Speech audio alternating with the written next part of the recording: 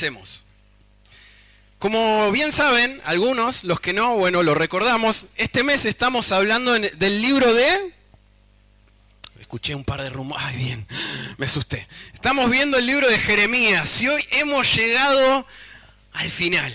¿Sí? Estuvimos repasando desde el primer domingo de este mes, hablamos de la generación de la promesa, ¿sí? Esa generación que tiene la palabra que arde en su interior. Fuimos pasando por las diferentes situaciones que ha atravesado Jeremías como llamado del Señor y ha pasado por todo nuestro gran amigo. Pero hemos aprendido que somos la generación de la promesa, aprendimos que hay dos grupos de personas el domingo pasado, las personas que rechazan la palabra del Señor y evitan y la quieren quemar, y aquellos que la palabra arde en su corazón y son enviados por parte de Dios. Y hoy vamos a llegar al último capítulo de este gran libro que hemos atravesado, ¿sí? Para los que estuvieron atentos y los que no, les recordamos, estuvimos viendo que en ese momento en Jeremías había una tensión, estaba el reinado de Babilonia que estaba ahí amenazante, ya estaba preparándose para cumplir lo que el Señor había determinado, porque Israel, a producto de la idolatría, se había apartado de él y Babilonia iba a ser una especie de purificación, por así decirlo, ¿no? Iba a ser invadido, era el castigo que tenía Israel por la idolatría. Y también estaba el reino de Egipto, donde Israel muchas veces buscó refugio. Entonces estaba esta tensión entre estas naciones. Estaba Babilonia, Egipto por un lado, Israel ahí en el medio, tratando de decidirse por dónde ir, pero buscaba su refugio en Egipto. Y hoy vamos a repasar, pero vamos a leer el último capítulo del libro de Jeremías, así que podés ir abriendo en tu Biblia Jeremías 52, te voy a dar tiempo. Hemos saltado grandes capítulos de Jeremías que en algún momento los tocaremos en otra oportunidad, porque la verdad que es un libro hermoso, muy rico, donde podemos extraer un montón de principios, pero hoy quiero cerrar esta serie, podemos decirlo, con el último capítulo. Y antes de leer el pasaje, me gustaría darles una pequeña introducción. Porque el mensaje de hoy se llama el peor de los negocios. Y no estoy hablando de los multinivel ni nada de eso, pero el peor de los negocios. A mediados del siglo XIX y comienzo del siglo XX hubo algo en diferentes partes del mundo que se llamó la fiebre del oro.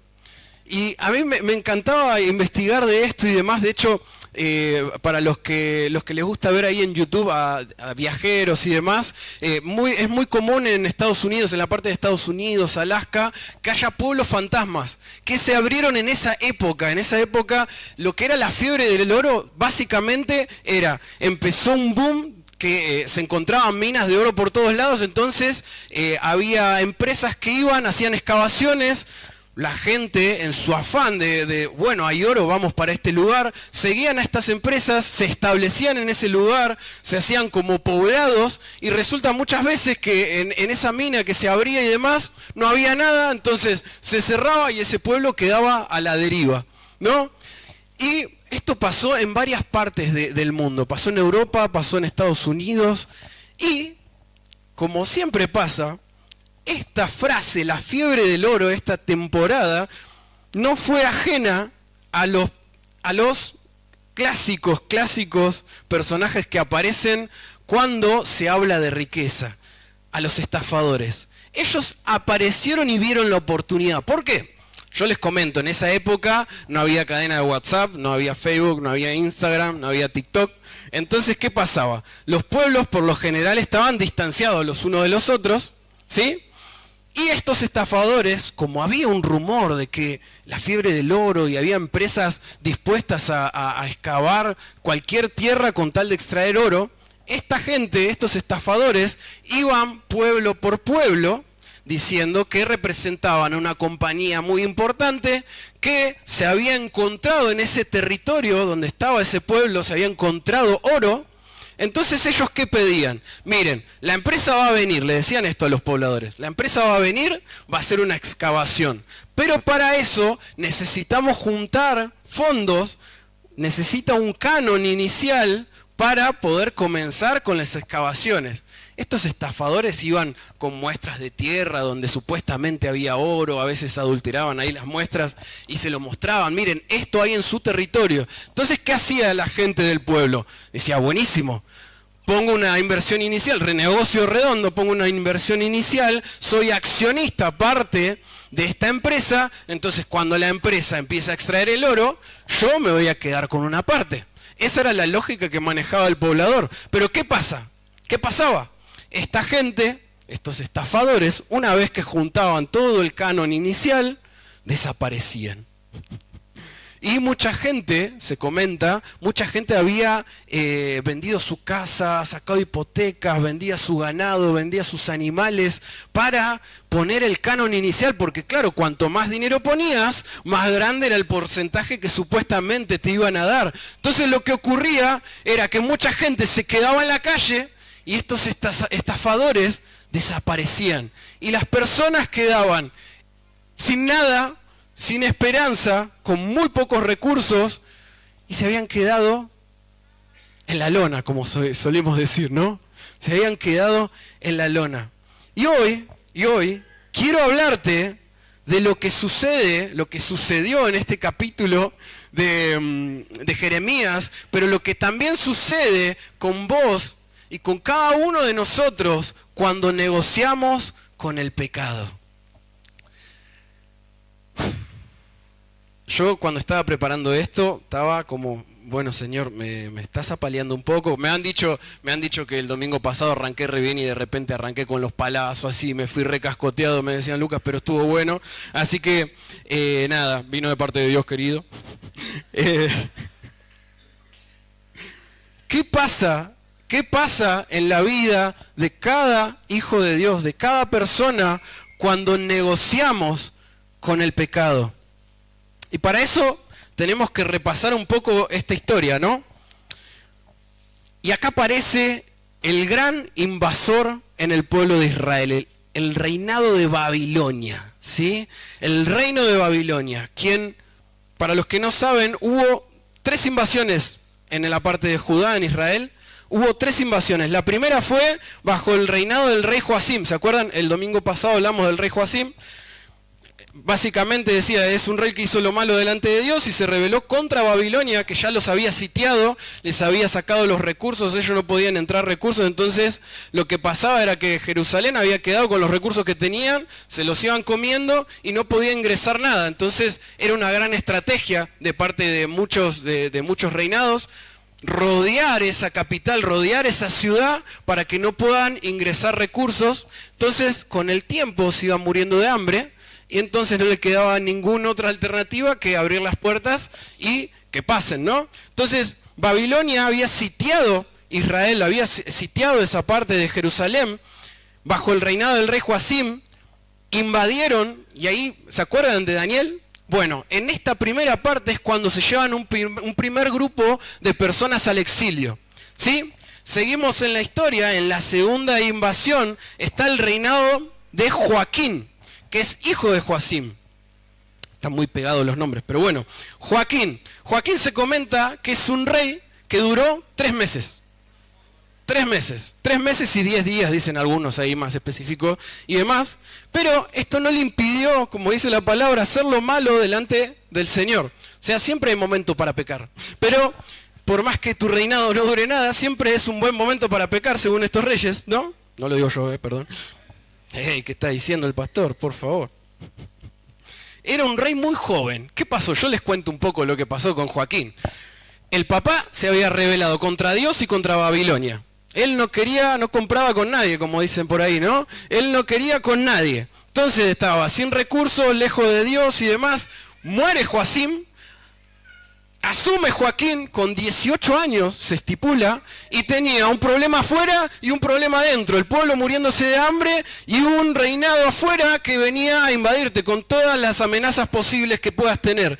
Entonces Joaquín, que dijo, me rindo. Abrió las puertas, le dijo a Nabucodonosor, el rey de Babilonia: hola, bienvenido, ¿dónde me instalo? Dijo así: llévame donde quieras. Se lo llevan al exilio junto con su familia, dice que lo ponen en prisión, y ahí viene la segunda invasión de Babilonia a Jerusalén. Y la tercera invasión es bajo el reinado de Sedequías. Les cuento un poco por arriba. Es otro rey que hizo lo malo delante del Señor. No aprendemos más. Es otro rey que hizo lo malo delante del Señor. Es el tío de Joaquín, porque recuerden, el domingo pasado hablamos de que Dios le había dicho a Joacim que no iba a tener descendientes en el trono. Cuando muere, queda el hijo por 3 meses, se va, y lo que hace Nabucodonosor, el rey de Babilonia, lo que hace es poner al tío. Pone a alguien designado para que gobierne las pocas personas que quedaron ahí, porque ya se habían llevado a la gran mayoría al exilio. Entonces quedaron gente pobre para cuidar los huertos y demás, y quedó Sedequías en la parte de Jerusalén. Hasta ahí el resumen histórico, buenísimo. Los invito a que puedan leer. En Segunda de Reyes también se habla de esta parte, Segunda de Reyes 25, van a ver que se parece mucho con Jeremías 52, son muy similares en cuanto a datos históricos y demás, hay partes diferentes, pero está buenísimo poder entender el contexto histórico de donde estamos hablando.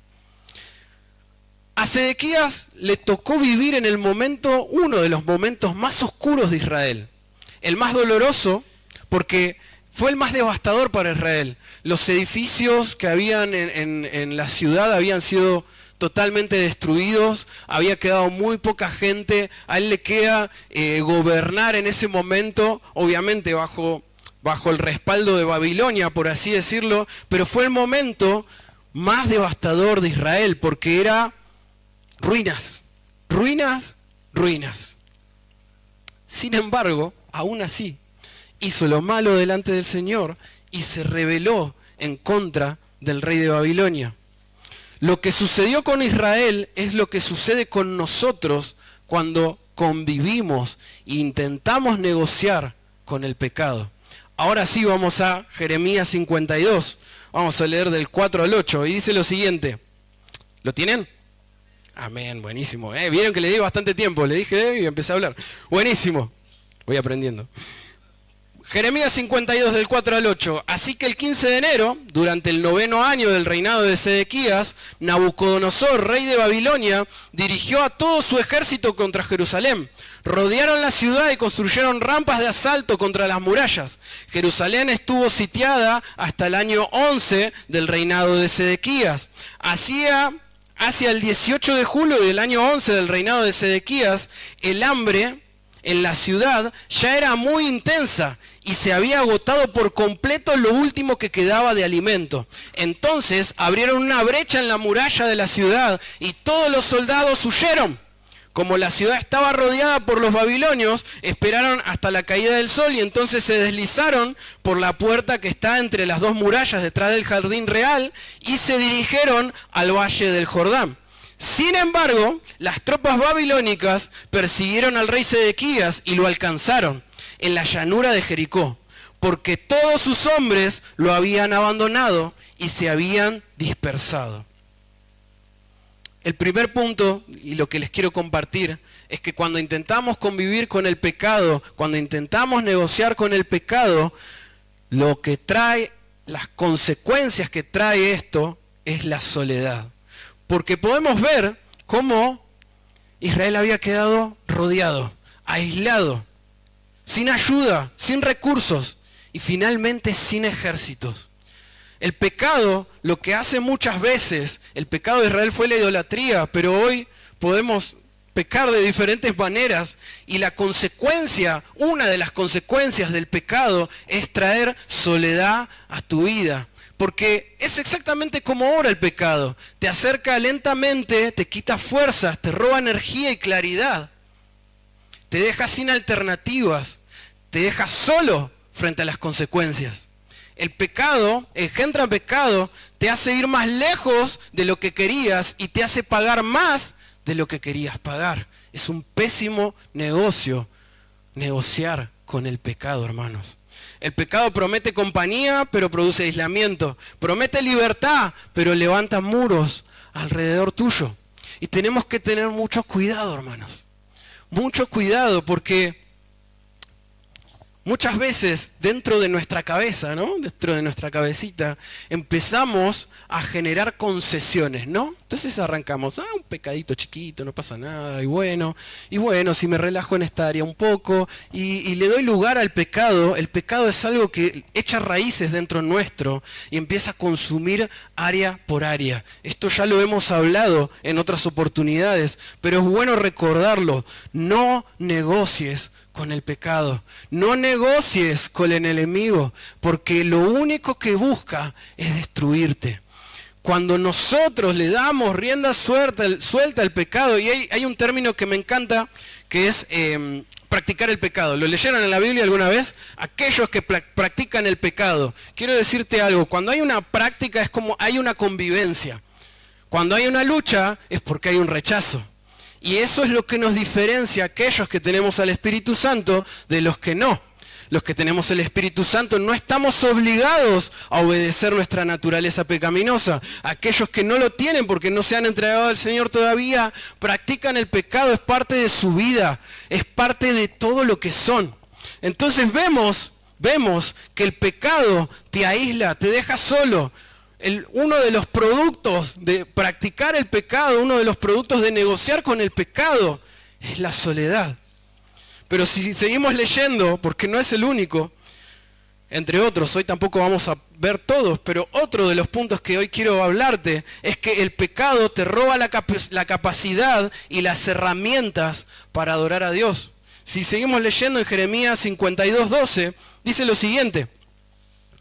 El 17 de agosto de ese año, que era el año 19 del reinado de Nabucodonosor, llegó a Jerusalén Nabuzardán, capitán de la guardia y funcionario del rey babilónico. Quemó por completo el templo del Señor, el palacio real y todas las casas de Jerusalén. Destruyó todos los edificios importantes de la ciudad. Después supervisó a todo el ejército babilónico mientras derribaba por completo las murallas de Jerusalén. Seguimos leyendo, versículo 17. Los babilonios hicieron pedazos las columnas de bronce que estaban frente al templo del Señor. Las carretas de bronce para llevar el agua y el enorme tazón de bronce llamado el mar, y se llevaron todo el bronce a Babilonia. También se llevaron los recipientes para las cenizas, las palas, las despabiladeras de la lámpara, los tazones, los platos y todos los demás objetos de bronce que se usaban para realizar los sacrificios en el templo. El capitán de la guardia también se llevó los cuencos pequeños, los recipientes para quemar incienso, los tazones, los calderos, los candelabros, los cucharones y las copas utilizadas para las ofrendas líquidas y todos los demás objetos de oro puro o de plata. El templo en esa época simbolizaba la presencia de Dios, que Dios estaba con su pueblo. Pero ¿qué pasó? Israel negoció con el pecado, negoció con la idolatría, y producto de esto el enemigo que hizo, los dejó solos, pero también le quitó todo aquello que hacía referencia a su Dios. Todo aquello que utilizaba el pueblo de Israel para adorar a Dios. El templo, su estructura, los utensilios, las columnas, los instrumentos de adoración, todo lo que representaba la presencia de Dios fue desmoronado, quebrado o robado. Espiritualmente esto nos enseña algo, que el pecado destruye tu altar, rompe tu vida espiritual, te roba tu tiempo con Dios, apaga tu adoración. Te quita todo lo que antes te acercaba a Él. Donde entra el pecado, muere la adoración, hermanos. Donde dejamos entrar el pecado, comienza a morir la adoración. El pecado no solo te daña, te desconecta de su presencia. Te desconecta, es una desconexión que experimentamos.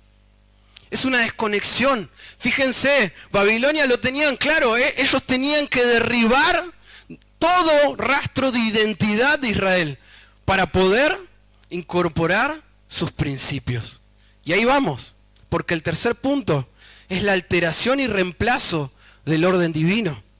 En Jeremías 52:24 dice lo siguiente: Nabuzaradán, capital de la guardia, se llevó consigo como prisioneros al sumo sacerdote Seraías, al sacerdote de segundo rango Sofonías y a los 3 porteros principales. De la gente que seguía escondida en la ciudad se llevó a un oficial que había estado al mando del ejército judío, a 7 de los consejeros personales del rey, al secretario principal del comandante del ejército, quien estaba a cargo del reclutamiento, y otros 60 ciudadanos. Nabuzaradán, capitán de la guardia, los llevó a todos ante el rey de Babilonia, que se encontraba en Ribla. Allí en Ribla, en la tierra de Amad, el rey Babilonia mandó que los ejecutaran a todos. Así que el pueblo de Judá fue expulsado de su tierra y llevado al desentierro.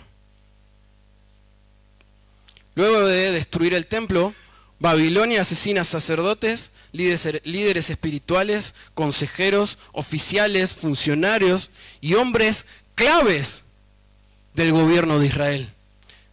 Esto es más que violencia, es destrucción del orden que Dios había establecido. Porque no estaban ahí por casualidad. Eso fue un orden que Dios había establecido para su pueblo y lo suplantó por un orden humano y opresor. ¿Esto qué quiere decir, hermanos? El pecado altera tu discernimiento, mata tu sensibilidad espiritual, deforma la autoridad de Dios en tu vida, reemplaza el gobierno del espíritu por el dominio de la carne, cambia la verdad por la mentira, cambia la libertad por la esclavitud. Pero ¿saben qué pasa? Que muchas veces decimos, bueno, el pecado va a quitar de mi vida todo aquello, ¿no? Y se va a sentar en el trono. Pero ¿saben lo que puede hacer también el pecado? Te hace sentar a vos en el trono que le pertenece a Dios. Y eso es muy, muy peligroso. Porque el orden divino de todo hijo de Dios es nuestro Señor sentado en el trono. Es Él en primer lugar. Es Él gobernando nuestras vidas. No pensemos que el pecado lo que va a hacer es sentarse Él. Muchas veces lo que necesita es que vos te sientes en ese trono que no nos pertenece. No nos pertenece porque ese lugar, el trono de tu corazón, está reservado para el único Rey y Salvador, nuestro Señor Jesucristo. Amén. El pecado toma el control, instala a sus propios gobernantes. Y cuando el pecado gobierna, es porque Dios dejó de gobernar nuestro corazón. Che, Lucas, re trágico lo que preparaste hoy. La verdad que estoy exhausto. Pero déjame decirte algo. Yo no quiero terminar con esto. Porque hay algo que nos enseña las Escrituras cuando empezamos a leer y empezamos a avanzar en la lectura. Vemos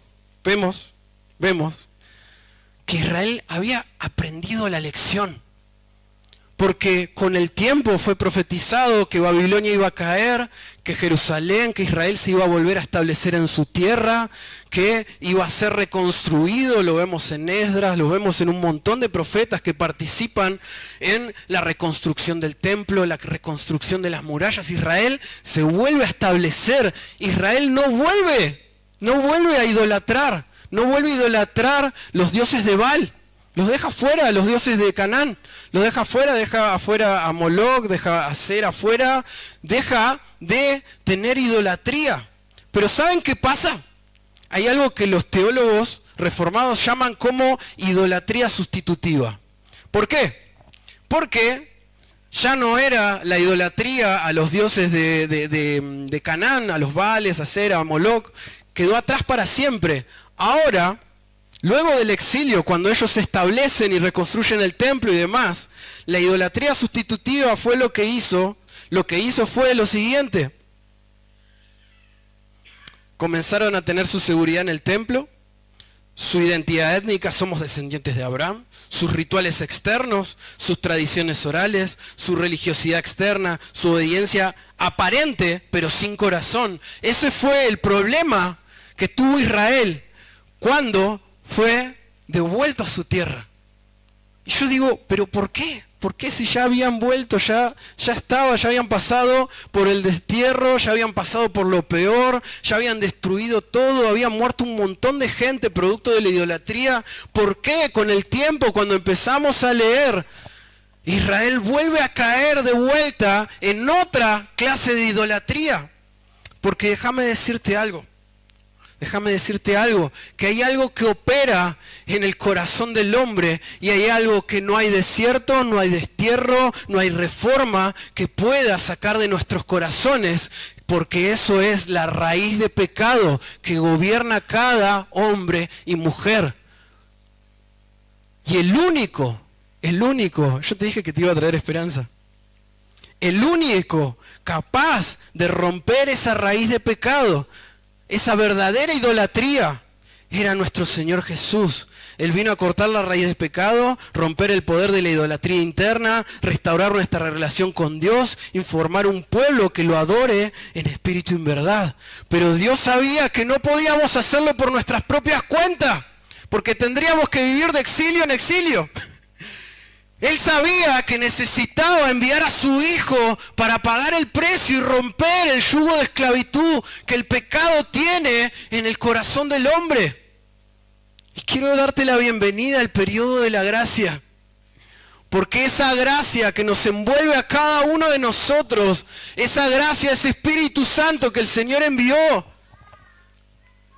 no nos obliga a vivir en pecado, bajo el yugo de esclavitud. Tenemos la libertad, gracias a Él, a no obedecer nuestra naturaleza pecaminosa. Porque en Romanos 8 lo vemos claro. Resume todo lo que Jeremías 52 nos mostró desde el ángulo de juicio. Y quiero decirte algo. Donde en Jeremías hubo soledad y aislamiento, ahora hay restauración en Cristo Jesús. Ya no hay condenación para los que están en Cristo Jesús. El Espíritu que da vida los ha liberado del poder del pecado. Ya no estás solo, porque su Espíritu vive en vos. Ya no estás solo contra el poder del pecado. El Espíritu Santo de Dios vive en cada uno de aquellos que entregamos nuestra vida al Señor y no estamos obligados a obedecer al pecado. Sí, hay una lucha, pero no estamos obligados porque su poder es mucho más grande. No estamos solos, Él está con nosotros. Donde en Jeremías hubo templo destruido y adoración apagada, en Romanos 8 Cristo vive en ustedes, el Espíritu les da vida y ya no están obligados a obedecer la naturaleza pecaminosa. Hoy no hay separación, no hay muros, no hay templo derribado. Como dijo Jesús cuando estaba frente a los fariseos, le dijo: este templo yo lo voy a destruir y lo voy a reconstruir al tercer día. Pero ¿saben de qué estaba hablando? De su templo. Él ya no habita en templos. Él habita en cada uno que ha declarado al Señor Jesús como su Señor y Salvador. Él habita en cada uno de nosotros. Él venció el poder de la muerte, venció el poder del pecado. Sos templo del Espíritu Santo, como cantábamos hoy. Yo soy tu templo, Señor. El Espíritu Santo vive en cada uno de sus hijos. Ya no hay separación. Cuando Él derrotó la muerte, dice que el velo que separaba el lugar santísimo de nosotros se rasgó, porque Él se puso en la brecha. Ya no estamos separados. Por la gracia de nuestro Señor Jesús tenemos libre acceso al trono de la gracia. Tenemos acceso directo a la presencia de Dios. Y eso es glorioso, hermanos. Porque no dependió de nosotros. Porque era imposible por nuestros medios salvarnos. Era imposible por nuestros medios romper ese yugo de esclavitud, esa idolatría, ese pecado. Él lo tuvo que hacer por nosotros. Todos los que son guiados por el Espíritu de Dios son hijos de Dios y herederos junto con Cristo. Cristo restauró el diseño original. Somos restaurados por Él. Somos restaurados por Él. Lo que el poder del pecado desunió, lo que el poder del pecado rompió, lo que el poder del pecado hizo traer desorden a nuestras vidas, Cristo lo venció en la cruz, hermanos. Por eso somos llamados a vivir de otra manera. Porque el Espíritu que habita en nosotros es mayor que todo lo que está por fuera. ¿Alguien lo cree? Amén. Dale un fuerte aplauso al Señor.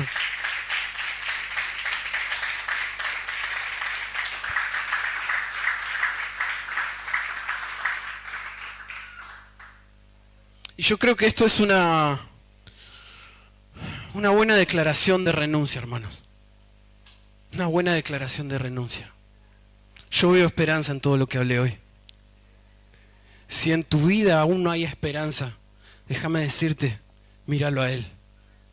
Míralo a Él. Pero Lucas, no puedo, esto no cambia. Míralo a Él. Él derribó todo. Él derribó todo. Él reconstruyó algo nuevo. Él te hizo nuevo. Él te restauró. Ya no estás obligado a vivir como antes. Ya no estás obligado a obedecer eso que te controlaba. Porque el poder de nuestro Señor Jesucristo venció en la cruz. Y de Él hablamos. De Él somos testigos. Si hoy estamos acá es porque somos testigos de lo que Él hace con un corazón arrepentido, con un corazón que se entrega. Él te quita de esa soledad, te rodea de una familia. Él restaura tu adoración. Cuando antes pensabas que no eras digno de adorarlo, Él te dice, yo lo hice por vos. Y nuestra adoración, producto de ese agradecimiento, se lo entregamos a Él, sabiendo que no somos rechazados. No sos rechazado. No sos rechazado por Dios. Y yo sé que el pecado muchas veces nos mete eso en la cabeza, se mete acá. Dios no me quiere, si sigo fallando, sigo luchando con esto. No sos rechazado por Dios. Él ya venció. Él ya venció. Su sacrificio en esa cruz fue por eso que hoy padeces. Entregáselo a Él, entregá tu vida a Él, entregá tu corazón a Él. No le des lugar al pecado, deja de negociar con eso. No negocies más. Esta tiene que ser una actitud de renuncia de cada uno de nosotros, hermanos. A renunciar a aquello que le hemos dado lugar. ¿Y saben qué? Esto es día tras día. Día tras día. Analizar nuestro corazón y derribar todo ídolo, derribar todo pecado que le hemos dado lugar. Pero ¿saben qué? ¿Qué es lo más hermoso? Que sus misericordias se renuevan cada mañana. Donde hay lucha es porque hay un espíritu que se resiste a vivir bajo el dominio del pecado. Amén. Si hay lucha es buen indicio. Si hay lucha es buen indicio. Ahora, si hay convivencia, es el problema. Pero si hay lucha, es el Espíritu Santo inquietándote y diciéndote, esto no te hace bien. Vení conmigo, vamos a hacerlo de nuevo, vamos a hacerlo a mi manera, pero déjame estar en el trono. Déjame estar en el trono de tu corazón. Déjame decirte, no hay nada que pueda ocupar el trono de tu corazón y pueda darte gozo, paz, alegría que el Espíritu de nuestro Señor. Dáselo todo a Él. Y que en este momento, cuando adoremos al Señor, podamos tener una actitud de renuncia, de arrepentimiento. ¿Saben que cuando lees el libro de Jeremías ves las miles de oportunidades que Dios le daba al pueblo? Y le decía, decirle que si se arrepienten, no importa qué tan lejos están, decirle que si se arrepienten, yo los voy a restaurar. Yo voy a habitar en medio de ellos y me voy a olvidar de lo que hicieron. Sin embargo, el pueblo seguía en la suya, seguía pecando, seguía lejos. Que nos sirva de advertencia. No volvamos atrás, hermanos. No apaguemos la voz del Espíritu Santo, vivifiquémosla con la palabra del Señor. Que la palabra del Señor arda en nuestro corazón y que Él ocupe el trono. Es el único merecedor del trono. Dejemos de negociar con el pecado. Dejemos de dar concesiones. Déjame decirte algo. El Señor tiene nuevas oportunidades para cada uno de nosotros. El Señor tiene nuevas oportunidades para vos. Te dije que iba a cerrar en esperanza y déjame decirte lo siguiente. El pecado no te define. El pecado no tiene la última palabra en tu vida, siempre y cuando le rindas tu vida al poderoso de nuestro Señor, al único Rey y Salvador, el único santo, el único merecedor de toda la gloria, el único que podía romper el yugo de esclavitud, el único que podía ponerse en la brecha y saldar esa deuda. Él te está buscando hoy. Él está hablando a tu corazón. Y lo único que quiere es que renuncies a tu vieja vida y te acerques a Él con lazos de amor, con su misericordia. Él llama al débil y al infiel. Vení conmigo. No te definas por lo que no sos, definite por lo que yo soy. Déjame habitar en tu vida. No apaguemos la voz de Dios, hermanos. No apaguemos la voz del Señor. Él sigue buscándonos día a día y quiere que vayamos más profundo. No quiere que nos quedemos en lo superficial. Quiere ir más profundo en nuestro corazón. ¿Qué les parece si adoramos al Señor en una actitud de renuncia y una actitud de entrega por completo a lo que Él es?